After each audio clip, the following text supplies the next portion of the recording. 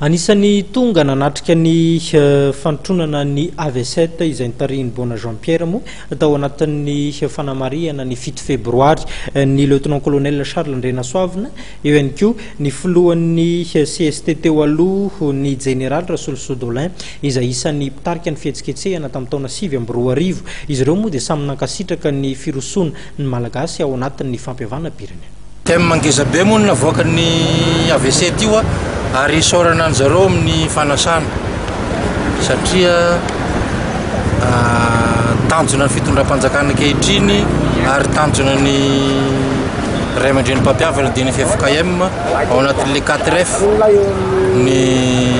zavatra ny sotandroany ka isorana be tabe ny zareo reo zany aloha amin'ny fanasana. Fampiavana pirenena ny tanjona ny filoham-pirenena ankehitriny tafiditra ao anatiny moa zay dia ny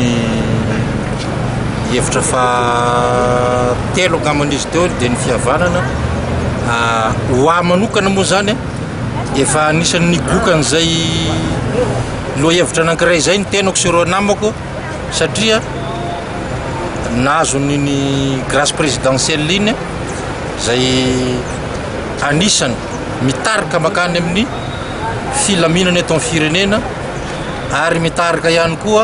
ho fampandrosoana mirindra sy maharitra amin'ity firenena eo ambonitsika ity. Ho asiako tsindrom-peo kely angambany amin'izay misy fitenenana moa araka ny fitenin'ny tolo manao hoe raha ny vato azahoany no ahitana soa ho soramenaka ka sarotra ho asy ireo namako ny tsisy saotra era-po era-tsaina an'ireo mpitondra fanjakana ankehitriny izay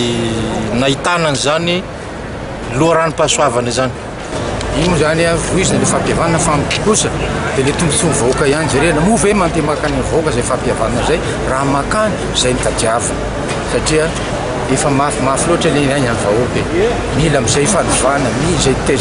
tanjona ny tantarana zay hoe fandovana zay zay miedina zay nisy rana latsaka mino aloha fa tsikelikely zany tsika fa miandalana makany na ny fahatongavan'ireo